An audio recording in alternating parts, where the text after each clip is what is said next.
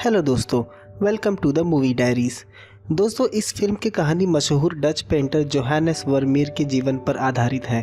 ये एक सच्ची कहानी है, एक ऐसी पेंटिंग जिसने वर्मीर के जीवन को पूरी तरह से बदल दिया। उस पेंटिंग का नाम है girl with a pearl earring. Film की शुरुआत डच रिपब्लिक राज्य से होती है, हॉलैंड शहर। साल है 1665। वहाँ हम एक लड़की को देखते हैं जिसका नाम ग्रेट है। ग्रेट नेचर से काफ़ी शाय है। उसके पिता एक शिल्पकार है जो पत्थर पर आकृतियां बनाते हैं। हाल ही में उनकी दोनों आंखों की रोशनी चली गई है, तो अब वो काम नहीं कर सकते और घर में ग्रीट की माँ भी है। घर में बस यही 3 लोग रहते हैं। पिता के आंखों की रोशनी जाने से ग्रीट के परिवार की आर्थिक स्थिति खराब हो चुकी थी। ग्रीट को एक मेड की नौकरी मिल जाती है, वो भी शहर के मशहूर चित्रकार जोहानेस वर्मीर के घर। ग्रीट जाने से पहले अपने पिता से मिलती है। उसके पिता अपनी बनाई हुई एक पत्थर की पेंटिंग देते हैं याद के तौर पर। ग्रीट अपना सामान लेकर निकल जाती है और वर्मीर के घर पहुंच जाती है। उसका घर काफ़ी बड़ा था। वहाँ एक और मेड थी। वो ग्रीट को वहाँ के सारे काम समझाती है और उसे बताती है कि उसका सोने का कमरा नीचे है। वो बताती है कि अभी वर्मीर की वाइफ बाहर गई है, वो आएगी तो तुम्हें बाकी के काम समझा देगी। वो ग्रीट को वर्मीर के कमरे की तरफ ले जाती है और बताती है तुम्हें इस कमरे को भी क्लीन करना होगा। ग्रीट उस कमरे में जाने लगती है, पर वो बताती है कि वर्मीर अभी पेंटिंग कर रहा है। वो नहीं चाहता है कि कोई उसे डिस्टर्ब करे। रात ग्रीट अपने कमरे में जाकर सो जाती है और सुबह काम पर लग जाती है। तभी वहाँ वर्मीर की वाइफ कैथरीना आ जाती है। ग्रीट उसे गुड मॉर्निंग विश करती है, पर कैथरीना उसे कहती है जब तक तुमसे कोई बात न करे तब तक कुछ मत बोलना। वो कहती है मैं उम्मीद करती हूँ कि टेनेके ने तुम्हें सब काम समझा दिया होगा। टेनेके वही मेड थी जिसने ग्रीट को सारा काम समझाया था। ग्रीट उसकी बात का हाँ में जवाब देती है। वो ग्रीट को अपने साथ लेकर वर्मीर के रूम की तरफ जाती है। वो ग्रीट को भीतर जाकर कमरा साफ करने के लिए कहती है। वर्मीर और कैथरीना की एक बेटी भी है, कॉर्नेलिया। ग्रीट जब भीतर जाती है तो वो सारी पेंटिंग्स को ध्यान से देखने लगती है। कैथरीना वहाँ आ जाती है। वो कहती है कि कमरे की खिड़कियाँ खोल दो क्योंकि अंधेरे में काम करना मुश्किल होगा। ग्रीट को वहाँ एक खूबसूरत पेंटिंग दिखाई देती है। वो उसे ध्यान से देखने लगती है। वहाँ वर्मीर की मदर इन लॉ मारिया आ जाती है। वो कहती है तुम्हें क्या लगता है ये पेंटिंग्स बनके पूरी हो चुकी है? ग्रीट उस पेंटिंग की तरफ देखती है। मारिया कहती है इसे बनने में 3 महीने का वक्त लगा है और पेंटिंग अभी भी अधूरी है। फिर वो कहती है कि अपने काम पर लगो, तुम्हें यहाँ खड़े होने के पैसे नहीं मिलते। दूसरे दिन टेनेके ग्रीट को बाहर ले जाती है घर का जरूरी सामान लाने के लिए। वहाँ वो उसे एक मीट की दुकान पर ले जाती है। उस दुकान को एक बाप बेटे मिलकर चलाते हैं। उसके बेटे का नाम पीटर था। वो दुकानदार ग्रीट को मीट देता है। ग्रीट स्मेल करके बताती है कि वो मीट फ्रेश नहीं है और मालकिन को ये पसंद नहीं आएगा। वो अपने बेटे पीटर को पास बुलाता है और फ्रेश मीट देने के लिए कहता है। वो मीट देखकर ग्रीट स्माइल करती है और वहाँ से चली जाती है। रात टेनेके उसे बताती है वर्मीर काफ़ी गुस्से वाला है। एक बार उसने अपनी वाइफ कैथरीना को गुस्से में काफ़ी कुछ सुना दिया था। तब से आज तक कैथरीना कभी उसके कमरे में नहीं गई। रात हम देखते हैं ग्रीट साफ सफाई कर रही होती है। पहली बार वर्मीर उसके सामने आता है। ग्रीट उसे सर झुकाकर उसे सम्मान देती है। फिर वो वहाँ से चला जाता है। रात हम देखते हैं कैथरीना एक लड़के को जन्म देती है। ग्रीट छुपकर ये देखती है। तभी मारिया वहाँ आ जाती है। वो ग्रीट को एक इनविटेशन लेटर देती है और उसे वर्मीर के पैट्रोन वैन रुइज वैन के पास ले जाने के लिए कहती है। पैट्रोन एक तरह का फाइनेंशियल सपोर्टर होता है जो राजा महाराजा और आर्टिस्ट लोगों की फाइनेंशियल सपोर्ट में काम करते हैं। वैन रुइज वैन काफ़ी रिच था। वो ग्रीट को कहता है तुम्हारी आंखें काफ़ी सुंदर हैं। वो उससे उसका नाम पूछता है। वो ग्रीट की खूबसूरती से काफ़ी प्रभावित हो गया था और वो वर्मीर की काफ़ी तारीफ करता है। वो वर्मीर द्वारा बनाई हुई पेंटिंग ग्रीट को दिखाता है। वो उसकी तरफ गलत तरह से देख रहा था। ग्रीट काफ़ी अनकंफर्टेबल हो जाती है और वापस वर्मीर के घर आ जाती है और तैयारी में लग जाती है। उस दिन काफ़ी काम था क्योंकि उस दिन वर्मीर के घर बड़ी पार्टी थी और शहर से काफ़ी रिच और नामचीन लोग आने वाले थे। तभी दरवाजे पर एक दस्तक होती है। ग्रीट दरवाज़ा खोलती है। सामने पीटर होता है। वो मीट लेकर आया था। वो कहता है मैं किसी के घर कभी मीट नहीं पहुंचाता, मैं खास तुम्हारे लिए आया हूँ यहाँ। वो कहती है कि भीतर रख दो। पीटर कहता है क्या बात है, आज एक स्माइल नहीं? ग्रीट कहती है आज नहीं। वो कहता है कम ऑन, इतना तो कर ही सकती हो। पीटर की इस बात पे ग्रीट स्माइल कर देती है। रात पार्टी शुरू हो जाती है। शहर के काफ़ी मशहूर लोग आए थे। मारिया लोगों को बच्चे के जन्म की बधाई देती है। वहाँ वैन रूइजवेन भी आया था जो पार्टी का मुख्य गेस्ट था। उसके साथ उसकी वाइफ भी आई थी और मारिया वर्मीर द्वारा बनाई हुई नई पेंटिंग लोगों को दिखाती है। ग्रीड भी वही मौजूद थी। वैन रूइजवेन उसकी बनाई हुई पेंटिंग की काफ़ी तारीफ करता है। दूसरे दिन ग्रीड वर्मीर के रूम की खिड़कियां साफ कर रही होती है। तभी वहां वर्मीर आ जाता है। ग्रीड उसे देख के अनकंफर्टेबल हो जाती है क्योंकि वो उसे ही देख रहा था। वो ग्रीड को खिड़की की तरफ देखने के लिए कहता है और उसके हाथ में कपड़े को नीचे गिराने को कहता है और उसे उसी पोज में खड़े होने के लिए कहता है। ग्रीड को ये सब काफ़ी अजीब लग रहा था। फिर वो उसे वहाँ से जाने के लिए कहता है। दूसरे दिन ग्रीड अपने माता पिता के साथ एक चर्च में आई थी। वहाँ पीटर भी आया था। ग्रीड अपने माता पिता को पीटर से मिलवाती है। वो उससे मिलके काफ़ी खुश होते हैं। फिर वो दोनों वहाँ से चले जाते हैं और पीटर और ग्रीड साथ चलने लगते हैं। दूसरे दिन दो शख्स वर्मीर के घर कोई सामान लेकर आते हैं जो कि एक लकड़ी के बॉक्स का था। वो उसे वर्मीर के कमरे में रख देते हैं।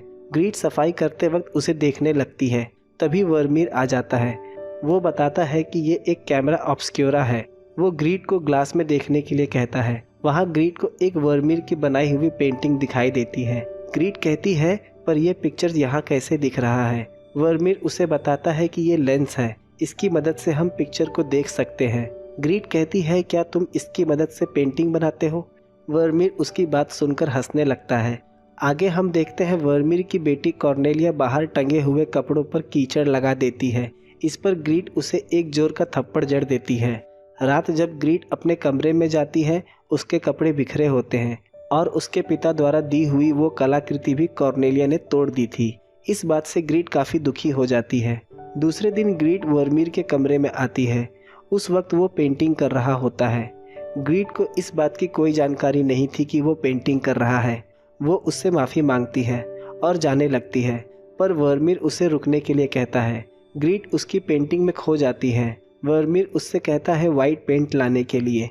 आगे हम देखते हैं पीटर और ग्रीड के बीच नज़दीकियाँ बढ़ती जा रही थी। दोनों एक दूसरे के साथ ज़्यादा वक्त बिताने लगे थे। दूसरे दिन ग्रीड वर्मीर की बनाई हुई पेंटिंग को ध्यान से देख रही थी जो कि अभी अधूरी थी। तभी वहाँ वर्मीर आ जाता है।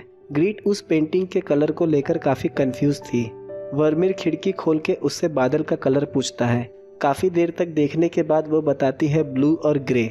वर्मीर बताता है शायद अब तुम्हारी कन्फ्यूजन दूर हो गई होगी। ग्रीड के चेहरे पर हल्की सी मुस्कान आ जाती है। शाम ग्रीड उन बादलों को एक टक देख रही थी। आगे हम देखते हैं वर्मीर ग्रीड को उस कमरे में ले जाता है जहां वो पेंट बनाता है। आज से पहले वर्मीर उस कमरे में किसी को नहीं ले गया था, यहाँ तक कि उसकी पत्नी को भी वहां जाने की इजाज़त नहीं है। वर्मीर जानता है कि ग्रीड को कला के प्रति कितना लगाव है और वो एक कला को परखना जानती है। हम देखते हैं सर्दियों का मौसम आ गया है। वर्मीर ग्रीड के पास आता है और बाजार से उसे कुछ कलर लाने के लिए कहता है और कहता है इस बारे में मेरी वाइफ को न पता चले। ग्रीड बाजार से उसके लिए कलर ले आती है। वर्मीर उसे कलर मिक्स करने के लिए कहता है पर ग्रीड कहती है मेरे पास समय नहीं है। वर्मीर उसे समय निकालने के लिए कहता है। ग्रीड नहीं चाहती थी कि वो वर्मीर के साथ ज़्यादा समय बिताए, शायद लोग इस चीज़ को गलत तरीके से ले। आगे हम देखते हैं वर्मीर ग्रीड को अटिक में सोने की इजाज़त दे देता है जहां वो सीक्रेटली कलर बनाने में वर्मीर की मदद करेगी। इस बात का कैथरीना को शक होता है कि ग्रीड वर्मीर के ज़्यादा करीब जा रही है। एक दिन दोनों साथ कलर बना रहे होते हैं। तभी कैथरीना अपनी माँ मारिया को लेकर आ जाती है। कैथरीना कहती है कि मेरा एक सोने का कंघी गायब है और उसे शक है कि ये ग्रीड ने चुराया है और वही कॉर्नेलिया भी होती है। ग्रीड को पता चल जाता है कि ये कॉर्नेलिया ने ही किया है, उसे घर से निकलवाने के लिए। ग्रीड इमोशनल हो जाती है और वर्मीर से मदद मांगती है। वर्मीर कॉर्नेलिया का कमरा चेक करता है और उसे वो कंघी मिल जाती है। उसके बाद मारिया कॉर्नेलिया को पनिश करती है। कैथरीना ग्रीड से खुश नहीं थी पर मारिया को लगता है कि वर्मीर के काम में ग्रीड काफ़ी मददगार है, इसीलिए वो उसे वर्मीर के साथ काम करने की इजाज़त दे देती है।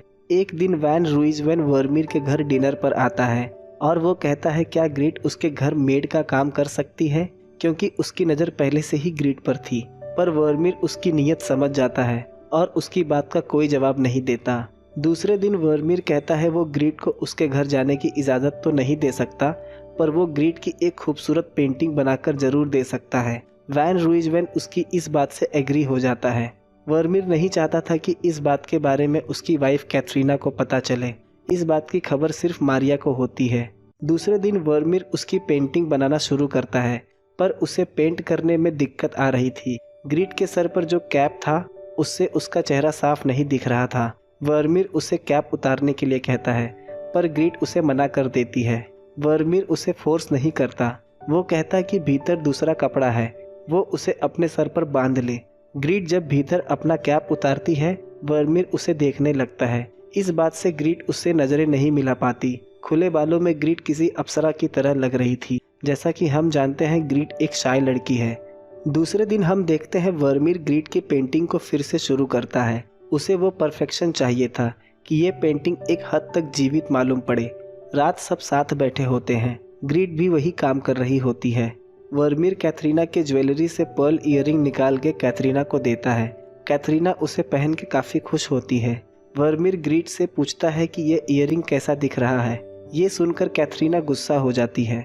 वर्मीर चाहता था कि ग्रीट पेंटिंग के वक्त इस पर्ल ईयरिंग को पहने, पर कैथरीना के होते ये नामुमकिन था। एक दिन ग्रीट बैकयार्ड में काम कर रही होती है, तभी वहाँ वैन रूइजवेन ग्रीट के साथ ज़बरदस्ती करने की कोशिश करता है, पर घर के भीतर से कैथरीना ग्रीट को आवाज़ देती है तो वैन उसे छोड़ देता है। फिर वो वहाँ से भागकर चली जाती है। दूसरे दिन मारिया ग्रीट के पास आती है और उसे कैथरीना के पर्ल्स ईयरिंग देती है, जिससे वर्मीर अपनी पेंटिंग पूरी कर पाए। उस दिन कैथरीना किसी काम से बाहर गई थी। ग्रीट के कानों में छेद नहीं था। वर्मीर उसके एक कान में ही पर्ल ईयरिंग पहनाता है। ग्रीट की आंखों में आंसू आ जाते हैं क्योंकि वो काफ़ी दर्दनाक था। उसके बाद वर्मीर ग्रीट की पेंटिंग कंप्लीट करता है। रात ग्रीट भागकर पीटर के पास जाती है। वहाँ वो दोनों इंटीमेट होते हैं। पीटर उसे शादी के लिए अप्रोच करता है, पर ग्रीट उसका कोई जवाब नहीं देती और वहाँ से चली जाती है। ग्रीट जब मारिया को वो पर्ल्स लौटाती है तो कॉर्नेलिया उसे देख लेती है और ये बात कैथरीना को बता देती है। कैथरीना इस बात से गुस्से में आ जाती है और ग्रीट की पेंटिंग को डिस्ट्रॉय करने जाती है, पर वर्मीर उसे पकड़ लेता है। कैथरीना गुस्से में ग्रीट को वहाँ से हमेशा के लिए निकल जाने को कहती है। ग्रीट अपना सामान लेती है और आखिरी बार वर्मीर की तरफ देखती है और इमोशनल हो जाती है। एक दिन ग्रीट के घर टेनेके आती है। वर्मीर ने उसके लिए एक गिफ्ट भेजा था। उसमें एक ब्लू हेडस्कार्फ जो उसने पेंटिंग में पहना था और उसी में लपेटा हुआ पर्ल ईयरिंग था। उसे देखते ही ग्रीट भावुक हो जाती है। आखिरी दृश्य में हम वैन रूइजवेन ग्रीट की बनाई हुई पेंटिंग को ध्यान से देख रहा होता है, मानो जैसे वो पेंटिंग जिंदा हो, और फिल्म इसी दृश्य के साथ खत्म हो जाती है। दोस्तों, फिल्म के आखिरी दृश्य में जो पेंटिंग वैन रूइजवेन देख रहा है वो वर्मीर द्वारा बनाई हुई रियल पेंटिंग है। दोस्तों, कैसी लगी आपको ये कहानी? अगले वीडियो में मिलते हैं एक नए एक्सप्लेनेशन के साथ।